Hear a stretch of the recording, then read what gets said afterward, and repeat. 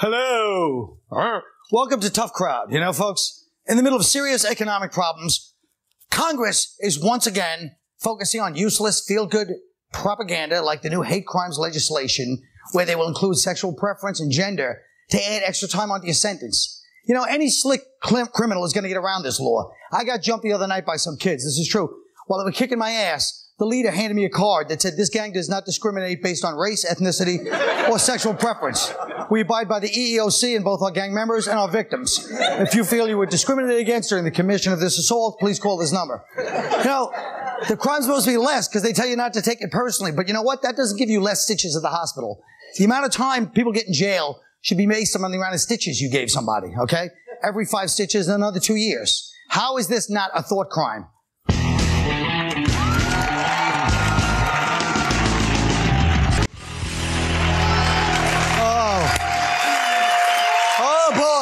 Yeah. All my bits come out eventually. It takes years, but they come out, and that was one. Now listen.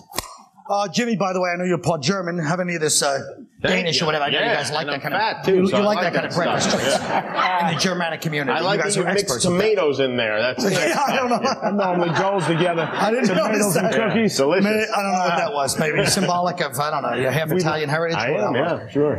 Well, folks, let me tell you something. There are no hate crimes. There are no like crimes. Everything's a hate crime. I'd rather be beaten up because I was white than be murdered by somebody who was my race just because it was a random act, yes? So the point is, can you measure or prove feelings? Greg?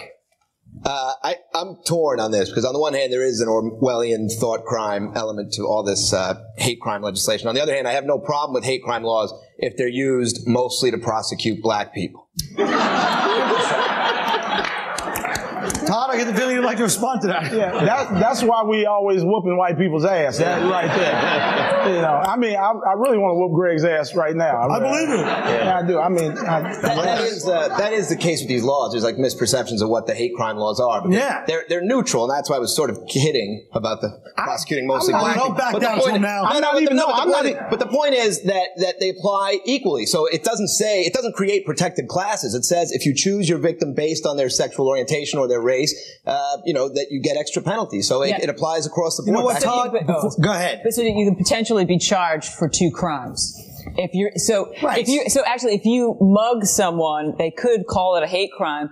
And really, actually, to avoid that, what you should do probably is announce what your intentions are before you mug someone and say, "I'm not mugging you because of your color or your gender or your sexual orientation." You get mugged because you're in the wrong damn place at the wrong time. 2 things. One, did you just steal my monologue? What were you doing? You stole my monologue. We weren't paying attention, Colin. You were not paying attention to me. That's exactly almost to the word what I said in my monologue. Nobody gets a crime. You're kidding me. Sounded just as good the second time. It sounds better when you say it. I can't hear you. No, I couldn't hear you. Why not? Because you're Irish and everything sounds like you're speaking another language. You hear it. It's all Todd, let me tell you something else. mumbling to me. Before you start Greg, I can't believe you're going to let him get away with that. All right, you certainly cut that weren't out. backing down when it was Dennis Leary. Now tell this son of a bitch. I'm just kidding. I don't want to start a fight. Listen, guys. Here's the bottom line. I guess I should say something after that. But I got. What about a crime like rape? Rape is always a hate crime, so why would that be different? Whoa, rape is not a hate crime. Rape is a crime of violence. You don't hate somebody you raping. It is you don't hate somebody you're violent with? No, I mean you're not hating them. It's violence. You're just hating not having sex with them. Yeah. You can't listen. A crime like rape, assault, any of those things. Those are crimes based on if you do them, you go to jail. There's no extra time because you go. I rape you because you're white, or I rape you because you're Puerto Rican. Rape is a crime, is a violence, is a hate but it's crime a good against old-fashioned women. crime, though. And it's not always against women, right? In prison, they do it to men. Yeah. And they look right at the black guy like, yeah, you would know, wouldn't you? Well, all right, in prison, it's the white guys that get raped in prison. Let's face the facts. The white guys, despite every movie. Well, then take some Tae classes before you commit crime. Now listen to me. Last year, a man in Idaho was sentenced to 7 days for shouting the N-word at a black man who was accosting his wife. Now, nigger is an ugly word, but let's face it. In the past 10 years, black culture has used it so widely and openly, and the whites that support that culture, want to sing and use the songs. It's a little unnatural for like kids to go. It all started with NWA. They'd have to go to the record store and point out the albums. I want that one. Who's that? You know, the one with Eazy-E, the Straight Outta Compton. And they can never say the name of the album. Don't you think that it's a little strange to have a word? If that's an ugly word, you shouldn't be used, fine. But isn't it a little weird that 10% can use the word and 90% can't, even though it's all over everybody's lyrics and every other show? You know what I mean? No, because, don't you think that's strange? Because they're black. No, this is to use the word, right? No, this is the actual problem, right? It's like y'all mad because you made the word up and you can't use it no more. You abused your privileges when you were using it. That's simple. You abused your nigger privileges.